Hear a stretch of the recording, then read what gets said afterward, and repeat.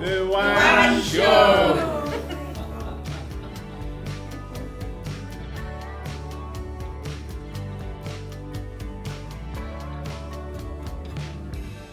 Welcome to our podcast. I'm Cole. I'm Sean. I'm Darren, and we have got some very special guests in the podcast studio today, haven't we, Cole? Yeah. Today we have got Robbie and Connor, who are both Scottish international Powerchair football players. Both players are on the Scottish national team. Connor is in the first team squad. Robbie is part of the development squad, and they've been involved for between 4 and 6 years. Connor has been to Geneva and Spain with the national team, and their team that they play with, Strathclyde Alba, just won the Scottish Cup as well as the Scottish League Cup for the 2023-24 season, and both players scored in the run to the Scottish Cup this season, with Robbie scoring the winning goal in the final against FC United, in which Strathclyde Alba won 1-0. So welcome, Robbie and Connor. We'll go into more detail in a minute, but for anyone who's never cared about Powerchair football, it's football for anyone who uses a Powerchair, got those who have limited movement and a manual wheelchair. The sport is fast-paced, dynamic, and very enjoyable to watch. The unique nature of Powerchair football allows all ages, disabilities, and both genders to compete together. It is also the only active team participation sport for people who use electric wheelchairs. So before we go in with the questions, we're going to start with a wee icebreaker for each of our guests to get to know them a little bit better. Cole, do you want to spin the wheel? So we've got this wheel here that Cole's spinning for you, and it's going to point to a random question, Robbie and Connor, that you're going to be asked. And Cole, what number have we landed on? 5. Number 5. So what is question number 5? Would you freeze yourself and come back in 100 years? Okay, so there's your first question from Cole for Connor and Robbie. Would you freeze yourself and come back in 100 years if you could? No, I would rather stay where I am, not freeze myself. Yeah, I would. To see what the technology will be like for, like, say, cures or the new wheelchairs. Would you freeze yourself, Cole? No. No? I'm happy with where I am. You're happy where you are? Yeah. No, I wouldn't freeze myself. Thank you very much for your icebreaker answers. So we're going to go on to the questions about Powerchair football, and Cole again has a bunch of questions here we're going to ask. How long have you been playing for? I've been playing for 10 years. No, I've been playing for about 12 years. What got you into it? There's actually a funny story to this. It was when I was at the Commonwealth Games, well, it would have been 10 years ago, and well, the weather was horrible and it was pissing it down. And we sheltered under a tree, and this guy came after us called Stuart, and he gave me his jacket because it was raining. Yeah, well, Stuart got talking and he got on about Powerchair football. Then, well, he talked a lot about Powerchair football. Then he invited us along to the training session, and I went along that following Thursday. And was that something you hadn't sort of known about before? Had you ever heard of Powerchair football? Never heard of it before. And what was that like then when you went along to your very first session? Enjoyed it and kept going back, and ever since I've been training nearly 3 times a week. Wasn't it raining? Wouldn't you be playing football? And what about yourself, Connor? How did you get into it? Well, I got into the Powerchair football about 12 years ago. I think we'd heard stuff about people I'd known who'd played it. I went to a training session and said to me about it, so then we got in contact with people running one of these clubs, and we went along, and that was it. It was hooked from day one. No, I never looked back from that. Okay, let's go on to the next question, Cole. Tell us about wheelchair football and how the rules are normal football. Powerchair football is a 4-a-side game where your goalkeeper, your midfielder is sort of like a defender, and your 2 wingers are strikers. Well, when it comes to the rules are like completely different, except for maybe like contact, like in normal football, because it's non-contact as well. So yeah, someone's chair with your chair, that would be like a foul against you, and even a big. But other rules, the main different rules are to do with the 2v1, whereas if there's one attacking player and his two defenders are within 3 metres of them, that would then be a free kick to the attacking team due to the 2-on-1 infringement. And other rules are there's a 3 in the box rule, where you can only, where you can't have 3 or more people in the box at one time. And with that rule, you're only really meant to have the goalie and 1 defender in the box. Otherwise, it's free kick to the other team. Yeah, so there's no offside rule at all in Powerchair football. We don't have a throw in, we have a what we call a kick in. And yeah, we have corners and everything else, just like in normal football. So we have corners, free kicks, penalties, all that's the same. Have you ever got a red card? No.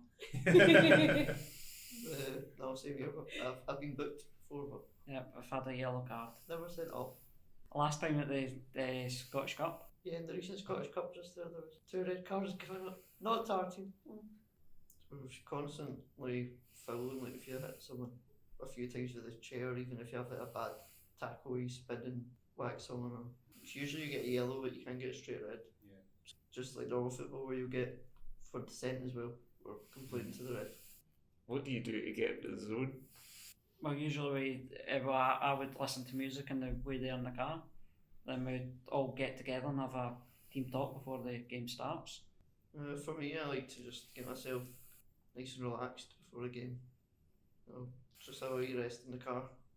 Sometimes get my mind set, and usually have like a coffee beforehand, and then we'll meet with the team and have a chat and get some wee bit of practice in beforehand as well.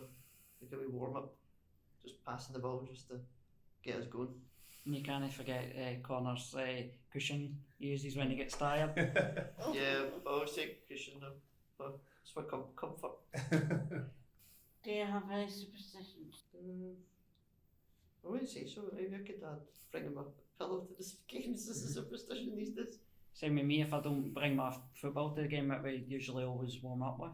I always wear the same pair of trainers, and last week there I just got my bumper painted black and white to match my Nike trainers.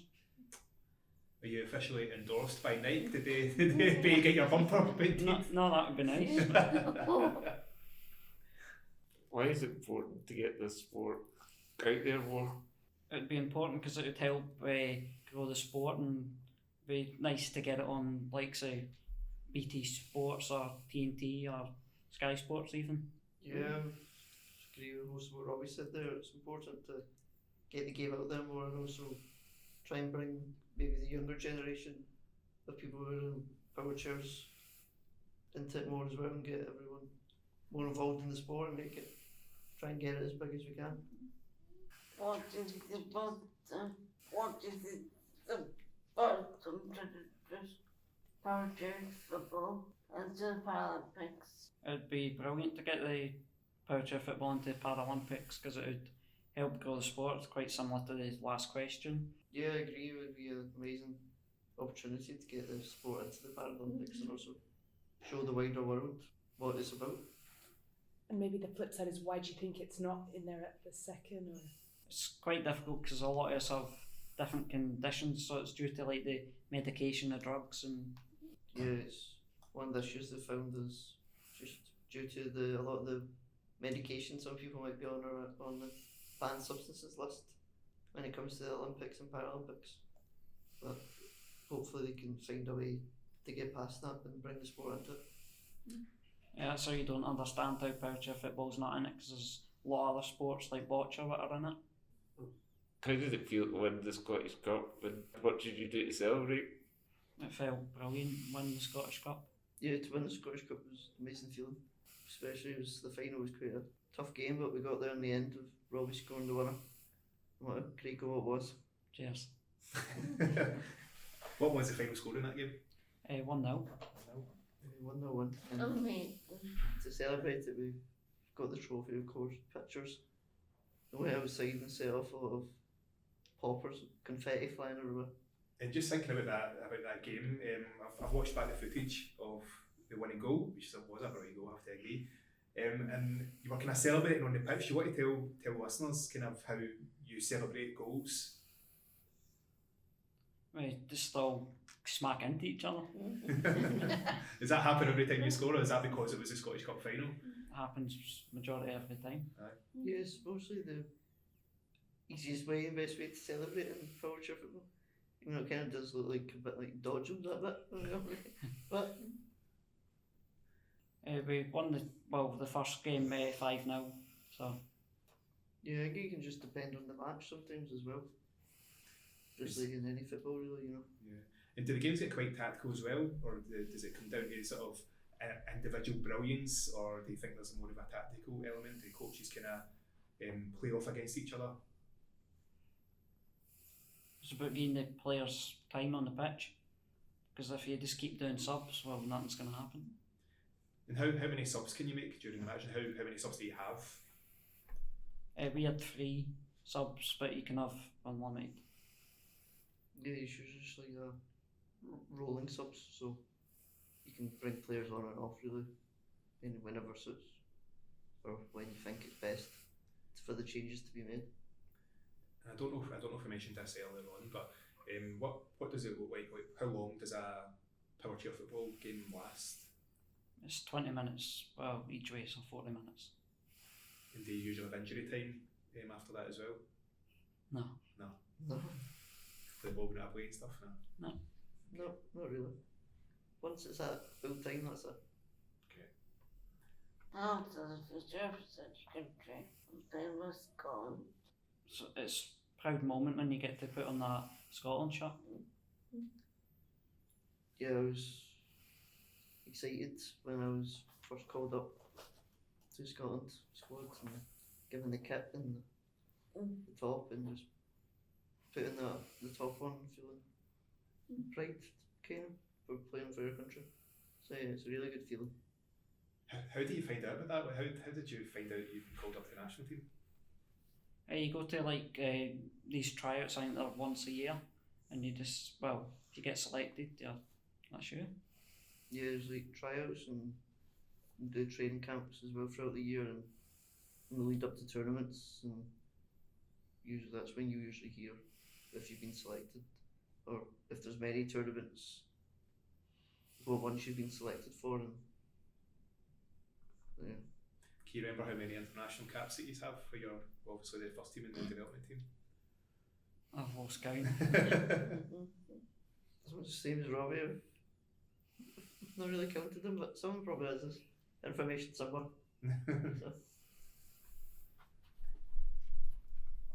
So. Okay, Sean, can you ask another question?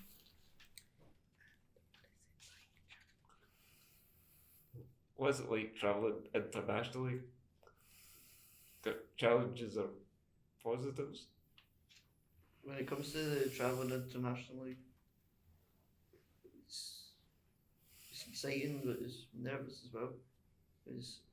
I've done it twice now. I've been to Geneva and also Madrid in Spain with the Scotland national team, so I'm kind of used to it now. But it's always a difficulty with airplanes and that when it comes to electric wheelchairs and getting transport and everything sorted. But things you went have been good, been alright. Hotels been sorted for us and they've all been perfect, accessible.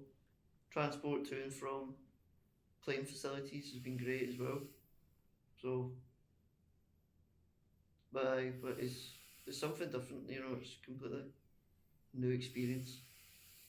So, but it's exciting, but also, as I say, a wee bit nervous because you kind of feel like you're on the big stage.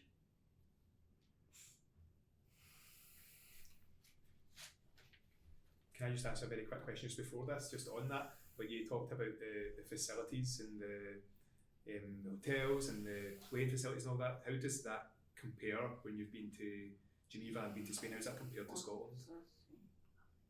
I would say, well, I've never really been anywhere except from Belfast, but I would say Scotland's got one of the best facilities down at Largs.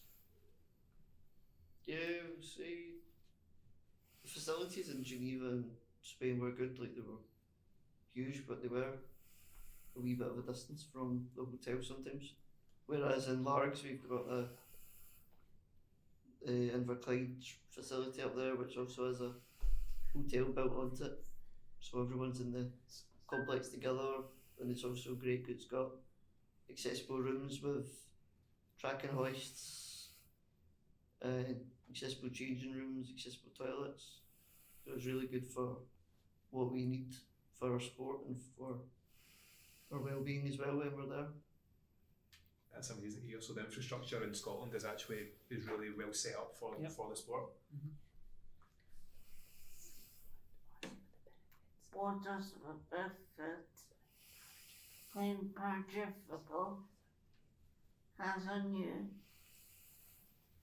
I'd say it's, well, getting to meet new people, because if you didn't know about Powerchair football, you'd just be stuck in the house, really. Yeah, benefits, yeah, it's just meeting new people, so gaining confidence in yourself as well and with the sport, and I don't know, it just gives you a bit of A mental boost. mental boost, give you something to do as well, and also it's quite give you a good challenge as well at times. So see, you're kind of talking about sort of meeting people and getting advice. How often do you meet up? Like, do you do training regularly, and how often are games or tournaments? We have games once a month, and we train every Thursday night. Yep, so we've got a lot of training all the time. We do some extra days sometimes as well, just not even the lead up to a tournament, just to make sure everyone knows what they're doing. Is always has got the best for the game days.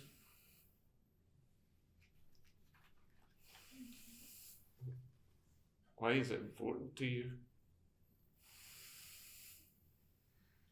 I think it's a sport that you can keep going back to, because there's, well, new challenges every week. I would say it's important to me because it has helped me gain confidence and also grow within the sport itself, and just try and help me get to be the best I can be for my ability.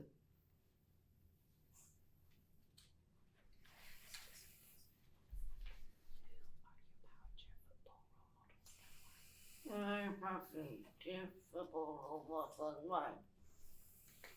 I would probably say John Bolton and Chris Gordon, because, well, I've watched like pretty much all the England games of them playing, and they're just amazing players. And I'd have to say my teammate Colin Shields.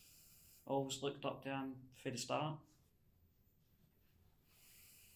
For me, it's heroes is like same as Robbie, like Chris Gordon, who plays in England. He's in the England national team. Watched him a lot on YouTube and stuff.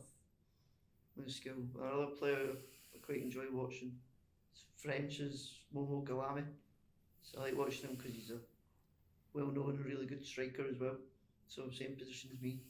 So I look up to him getting goals, and also, as Robbie said, Colin Shields is in our team is our team. He's our coach as well. So player coach, and I think because he's older than us as well, it gives us kind of a good role model to look up to, and he's always there if you want to talk to him about stuff or talk about maybe new things to do at training. He always take it on board.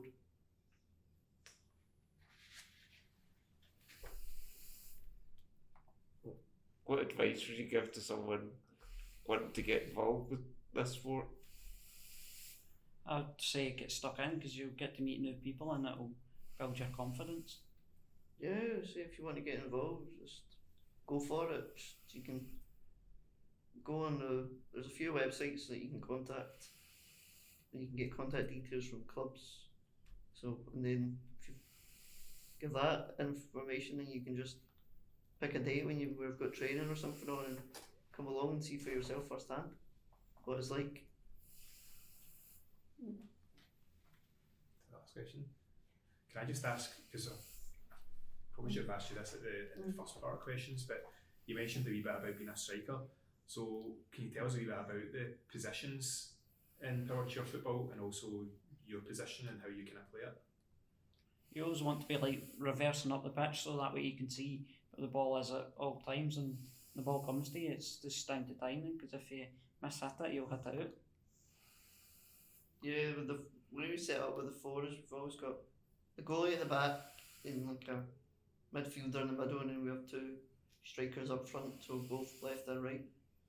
So my position is also striking position, so most of the time if you watch me, you'll see me a lot in the back post when What happens? occasionally for tap-ins. Well, no, tap-ins and power shots as well. What about yourself, Robbie? What's your position? I'm a striker as well, but I'd say my main talent is assisting. So you talked about always reversing up the pitch. Yeah. What do you mean by that? It's so when, well, you can obviously see where the midfielder is with the ball, and if you reverse up the pitch that way, you're always open for the pass.